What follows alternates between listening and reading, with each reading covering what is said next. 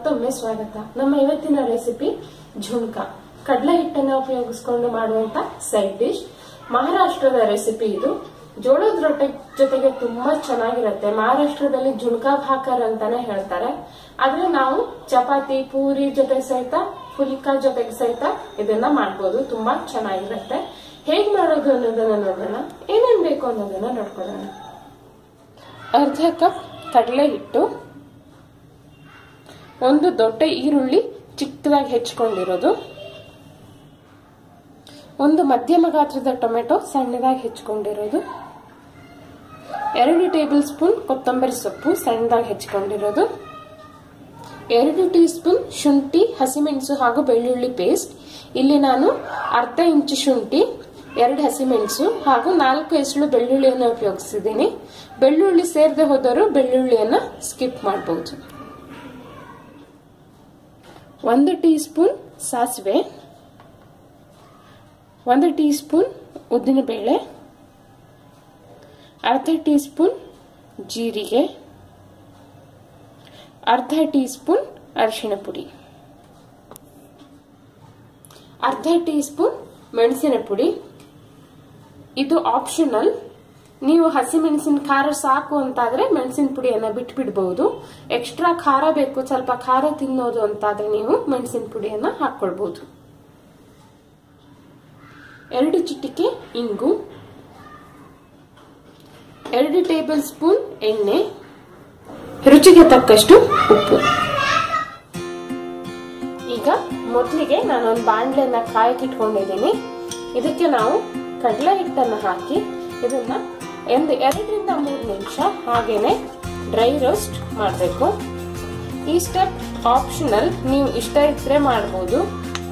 ಸ್ವಲ್ಪ ಹಸಿ ವಾಸನೆ ಹೋಗಿ ಝುಣ್ಕಾ ಸ್ವಲ್ಪ ಚೆನ್ನಾಗಿ ಬರುತ್ತೆ. ಹಿಟ್ಟು ಗಂಟಾಗಲ್ಲ. ಅದಕ್ಕೋಸ್ಕರ ಹಿಂಗ್ ಮಾಡ್ತಾರೆ.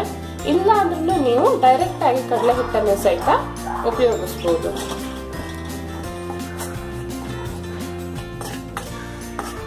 ಈಗ 2 ನಿಮಿಷ ಆಗಿದೆ. ಕಡಲೆ ಹಿಟ್ಟನ್ನ ತುಂಬಾ ಹುರಿಯೋದೇನ್ ಬೇಡ. ಒಂದ್ ಸ್ವಲ್ಪ ಪರಿಮಳ ಬರೋವರೆಗೆ ಹುರಿದ್ರೆ ಸಾಕು. ಬಣ್ಣ ಏನ್ ಬರೋದು ಬೇಡ. ಪರಿಮಳ ಬರ್ತಾ ಇದೆ. ಈಗ ಗ್ಯಾಸ್ ಆಫ್ ಮಾಡಿ ನಾವಿದನ್ನ ಒಂದು ಬೌಲ್ಗೆ ತೆಕ್ಕೊಳ್ಳೋಣ.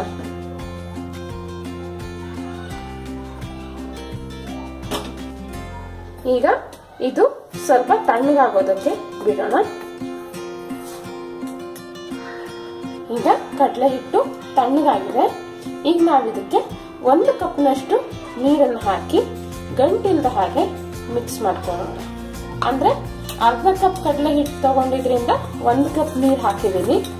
ಅಂದ್ರೆ ಕಡಲೆ ಹಿಟ್ಟು ಎಷ್ಟು ತಗೊಳ್ತೀರೋ ಅದರ 2ರಷ್ಟು ನೀರನ್ನ ನೀವು ಹಾಕ್ಬೇಕು. ಹಾಗೇನೆ ಇದ್ರ ಜೊತೆಗೇನೆ ಇಲ್ಲೇ ನಾವು ರುಚಿಗೆ ತಕ್ಕಷ್ಟು ಉಪ್ಪನ್ನು ಸಹಿತ ಹಾಕೊಳ್ಳೋಣ.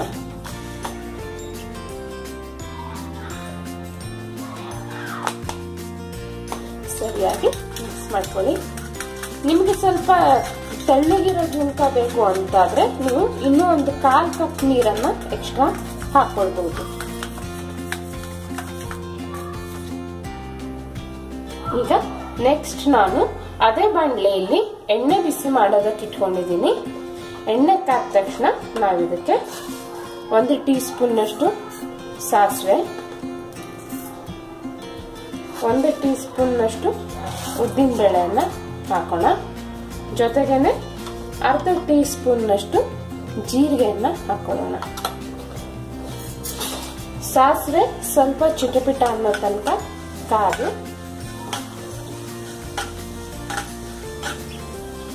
ಈಗ ಸಾಸಿವೆ ಚಿಟಿ ಅಂತ ಇದೆ. ಈಗ ನಾವಿದಕ್ಕೆ ಈರುಳ್ಳಿಯನ್ನ ಹಾಕೊಳ್ಳೋಣ.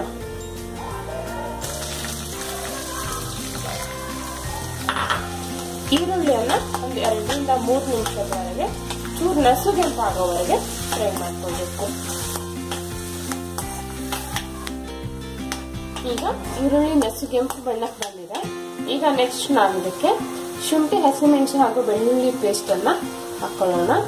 ಶುಂಠಿ ಮತ್ತು ಬೆಳ್ಳುಳ್ಳಿಯ ಹಸಿ ವಾಸನೆ ಹೋಗುವವರೆಗೆ ಒಂದು 2 ರಿಂದ 3 ನಿಮಿಷ ಈರುಳ್ಳಿ ಜೊತೆಗೇನೆ ನಾವು ಇದನ್ನ ಕೈ ಆಡಿಸ್ಬೇಕು. ಈಗ ಹಸಿ ವಾಸನೆ ಹೋಗಿದೆ. ಈಗ ನೆಕ್ಸ್ಟ್ ನಾವು ಇದಕ್ಕೆ ಇಂಗು, ಅರಿಶಿನ ಪುಡಿ ಹಾಗೂ ಮೆಣಸಿನ ಪುಡಿ ಆಪ್ಷನಲ್, ಖಾರ ಬೇಕಿದ್ರೆ ಮಾತ್ರ ಹಾಕೊಳ್ಳಿ, ಇಲ್ಲ ಅಂದ್ರೆ ಬಿಟ್ಬಿಡಿ.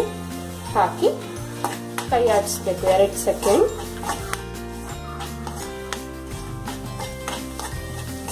ಈಗ ಇದಕ್ಕೆ ನಾವು ಹೆಚ್ಚಿಕೊಂಡಿರೋ ಟೊಮೆಟೊ ಹಾಕಿ 1 ರಿಂದ 2 ನಿಮಿಷ ಕೈ ಆಡಿಸೋಣ.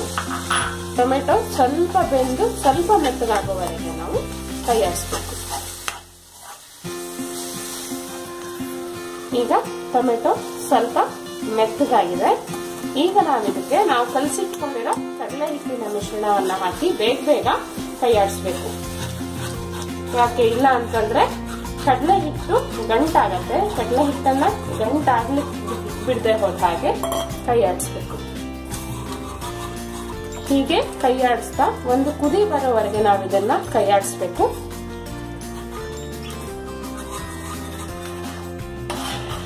ಈಗ ಇದು ಕುದಿ ಬರ್ತಾ ಇದೆ ನೋಡಿ, ಈ ಕನ್ಸಿಸ್ಟೆನ್ಸಿಯಲ್ಲಿ ಇದೆ. ನಿಮ್ಗೆ ಇದಕ್ಕೂ ನೀರ್ ಬೇಕು ಅಂತಂದ್ರೆ ಖಂಡಿತ ನೀವು ಇನ್ನೂ ಒಂದು ಸ್ವಲ್ಪ ನೀರನ್ನ ಹಾಕೊಳ್ಬಹುದು. ನಿಮ್ಗೆ ಯಾವ ಕನ್ಸಿಸ್ಟೆನ್ಸಿ ಬೇಕು, ನಿಮ್ಗೆ ಎಷ್ಟು ನೀರ್ ಬೇಕೋ ಅಷ್ಟು ನೀರನ್ನ ಹಾಕೊಳ್ಳಿ. ಹಾಗೇನೆ ಉಪ್ಪನ್ನು ಸಹಿತ ಟೇಸ್ಟ್ ನೋಡಿ ಹಾಕೊಳ್ಳಿ. ಯಾಕೆಂದ್ರೆ ನೀರು ಜಾಸ್ತಿ ಹಾಕೋದ್ರಿಂದ ಉಪ್ಪು ಇನ್ನೊಂದ್ ಸ್ವಲ್ಪ ಬೇಕಾಗತ್ತೆ. ಈ ಸ್ಟೇಜ್ ಅಲ್ಲಿ ನಾವು ಕೊತ್ತಂಬರಿ ಸೊಪ್ಪನ್ನು ಹಾಕಿ ಇನ್ನೂ ಒಂದು ಕುದಿ ಬರೋವರೆಗೆ ಸಣ್ಣ ಉರಿಯಲ್ಲಿ 2 ನಿಮಿಷ ಇದನ್ನ ಒಲೆ ಮೇಲೆ ಇಡೋಣ. ಈಗ 2 ನಿಮಿಷ ಆಗಿದೆ ನೋಡಿ, ಮತ್ತೆ ಕುದಿ ಬರ್ತಾ ಇದೆ. ಇದು ಬೆಂದು ರೆಡಿ ಆಗಿದೆ. ಇದನ್ನ ನಾವು ಗ್ಯಾಸ್ ಆಫ್ ಮಾಡಿ ಸರ್ವ್ ಮಾಡಿ. ಬಿಸಿ ಬಿಸಿಯಾದ ಜುಣ್ಕ ರೊಟ್ಟಿ, ಚಪಾತಿ ಅಥವಾ ಫುಲ್ಕಾ ಜೊತೆ ಸವಿಯೋದಕ್ಕೆ ಸಿದ್ಧವಾಗಿದೆ. ಖಂಡಿತ ಮಾಡಿ ನೋಡಿ ಹೇಗಾಯ್ತು ಅನ್ನೋದನ್ನ ನನಗೆ ತಿಳಿಸಿ. ಮತ್ತೆ ನಿಮ್ಮನ್ನ ಭೇಟಿ ಆಗ್ತೀನಿ. ಅಲ್ಲಿವರೆಗೂ ಟೇಕ್ ಕೇರ್, ಹ್ಯಾಪಿ ಕುಕಿಂಗ್.